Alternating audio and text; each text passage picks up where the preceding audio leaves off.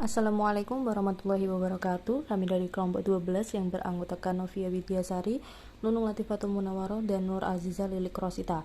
Di sini kami akan menyampaikan mengenai manajemen produksi. Yang pertama terkait fungsi dan tujuan manajemen produksi. Fungsi manajemen produksi. Fungsi produksi yaitu fungsi yang diserahi tugas dan tanggung jawab untuk melakukan aktivitas pengubahan dan pengolahan sumber daya produksi menjadi keluaran barang atau jasa sesuai yang direncanakan sebelumnya. Adapun 4 fungsi terpenting dalam fungsi produksi adalah yang pertama, proses pengolahan merupakan metode atau teknik yang digunakan untuk pengolahan masukan atau input. Selanjutnya yaitu jasa-jasa penunjang, merupakan sarana yang berupa pengorganisasian yang perlu untuk penetapan dan metode yang akan dijalankan sehingga proses pengolahan dapat dilaksanakan secara efektif dan efisien. Selanjutnya, perencanaan merupakan keterkaitan dan pengorganisasian dari kegiatan produksi yang akan dilakukan dalam suatu dasar waktu atau periode tertentu. Dan yang terakhir yaitu pengendalian atau pengawasan, merupakan fungsi untuk menjamin terlaksananya kegiatan sesuai dengan yang direncanakan sehingga maksud dan tujuan untuk penggunaan dan pengolahan masukan atau input pada kenyataannya dapat dilaksanakan. Selanjutnya terkait tujuan manajemen produksi. Yang pertama yaitu perencanaan produksi, bertujuan agar dilakukannya persiapan yang sistematis pada produksi yang akan dijalankan, keputusan yang harus dihadapi dalam perencanaan produksi. Selanjutnya, pengendalian produksi bertujuan agar mencapai hasil yang maksimal demi biaya seoptimal mungkin. Dan yang terakhir yaitu pengawasan produksi bertujuan agar pelaksanaan kegiatan dapat berjalan sesuai dengan rencana. Selanjutnya akan dijelaskan oleh teman saya. Baiklah, saya akan melanjutkan presentasi dari rekan saya, yaitu poin 2, perencanaan dalam manajemen produksi.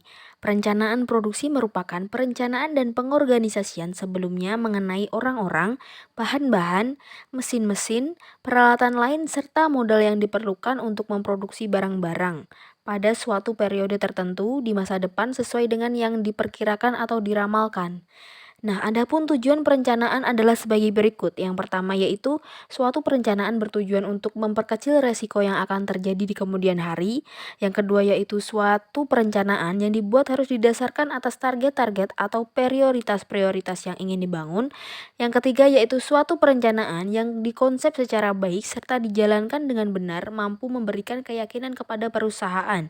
Dan yang keempat yaitu perencanaan yang baik mampu memberikan kekuatan kepada berbagai peristiwa yang terjadi. Lalu terdapat beberapa faktor yang mempengaruhi dalam perencanaan produksi yaitu yang pertama yaitu sifat proses produksi, yang kedua yaitu jenis dan mutu dari barang yang diproduksi, yang ketiga yaitu barang yang diproduksi apakah merupakan barang yang baru ataukah barang yang lama, dan yang keempat yaitu hal-hal lain yang dibutuhkan untuk memulai produksi tersebut. Nah, perencanaan produksi dilakukan agar proses produksi berjalan dengan lancar. Ketika hendak melakukan perencanaan, maka harus ada keputusan awal yang perlu diambil. Sebagai contoh yaitu menentukan bahan baku, supplier, kuantitas, dan kualitas produk. Dan selanjutnya akan dilanjutkan oleh rekan saya. Selanjutnya yaitu manajemen pemasaran dalam organisasi nirlaba.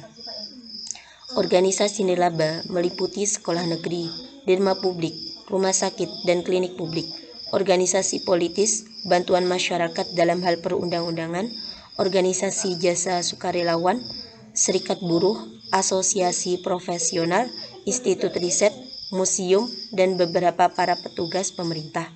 Menurut Setiawati menyatakan bahwa organisasi nirlaba merupakan satu organisasi sosial yang didirikan oleh perorangan atau sekelompok orang yang secara sukarela memberikan pelayanan kepada masyarakat umum tanpa bertujuan untuk memperoleh keuntungan dari kegiatannya. Organisasi nirlaba meliputi sekolah negeri, derma publik, rumah sakit dan klinik publik, organisasi politis, bantuan masyarakat dalam hal perundang-undangan, organisasi jasa sukarelawan, serikat buruh, asosiasi profesional, institut riset, museum, dan beberapa para petugas pemerintah. Menurut Setiawati, menyatakan bahwa organisasi nirlaba merupakan satu organisasi sosial yang didirikan oleh perorangan atau sekelompok orang yang sukarela memberikan pelayanan kepada masyarakat umum tanpa bertujuan untuk memperoleh keuntungan dari kegiatannya. Mungkin cukup sekian presentasi yang bisa kami sampaikan. Akhiran, wassalamualaikum warahmatullahi wabarakatuh.